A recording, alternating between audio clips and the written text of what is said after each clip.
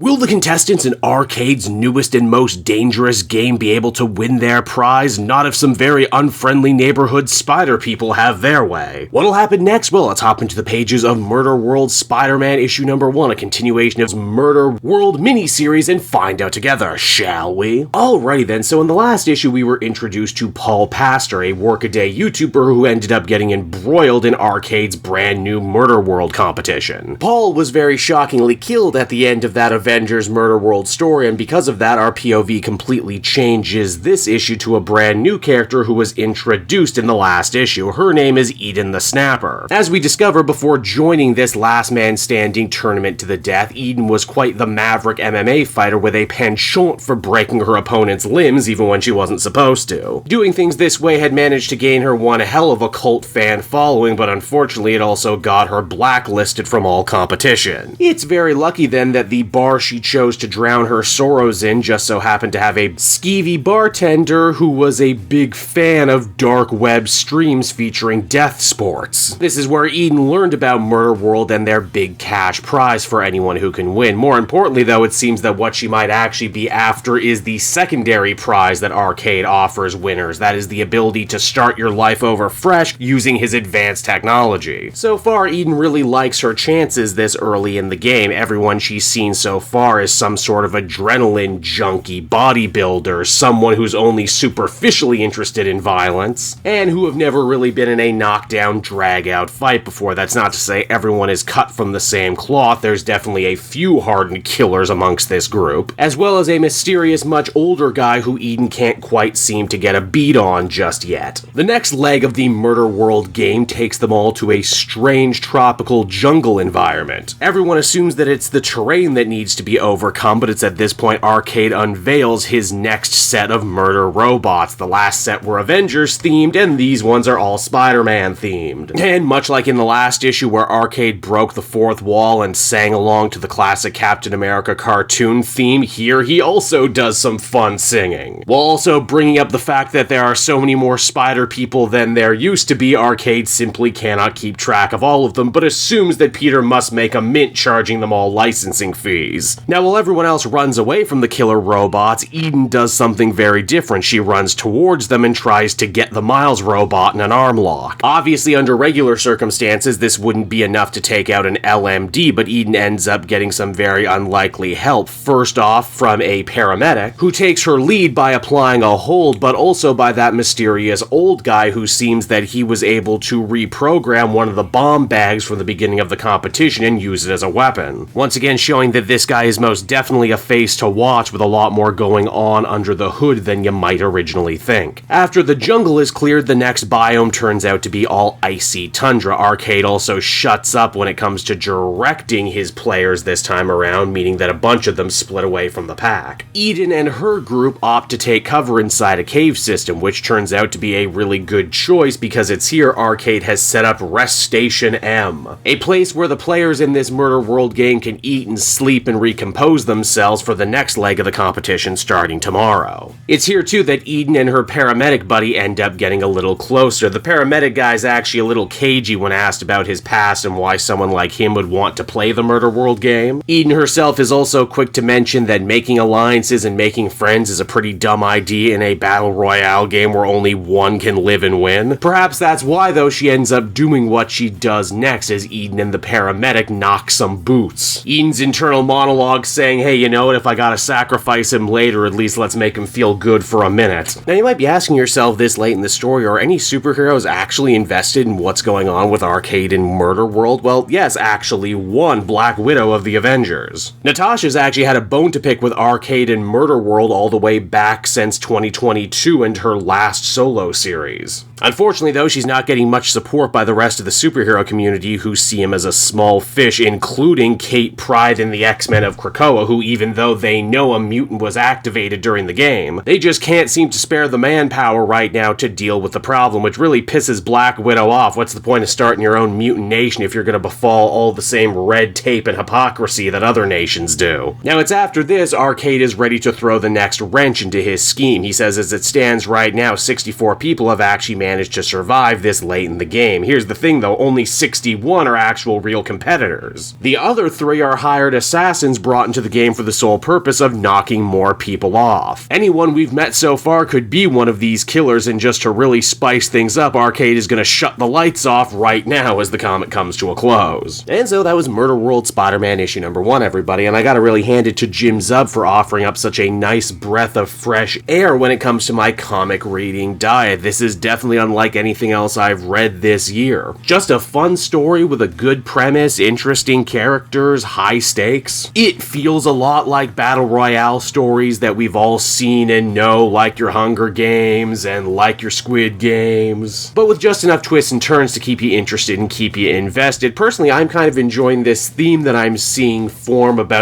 people in entertainment industries and what they're willing to do for fame and fortune. Our first POV character was a YouTuber who was too dumb to realize all the danger he was in, and now our new POV character is a combat sport athlete who thrives in danger. It's a fun little thought exercise to wonder who actually would survive in a winner-take-all battle to the death. Overall, I'd give this one a very solid 8 out of 10. This Murder World mini continues to be one of the most fun and unexpected comic reads I've had this year, and the year's almost over. Hey there everyone, Kate Joel again, and I just want to thank you so much for watching to the end of the video. It means a lot to me. And hey, if you enjoyed the book I covered in this issue and want some comics of your own, might I recommend Book Depository? It's my #1 place for shopping for comic book trades. You get a great price, and if you use my link down in the description, you'll actually be helping me out at the same time. You get something, I get something, everybody wins, right? So until next time everyone, I've been Joel, and I will see you in the next video. Bye-bye.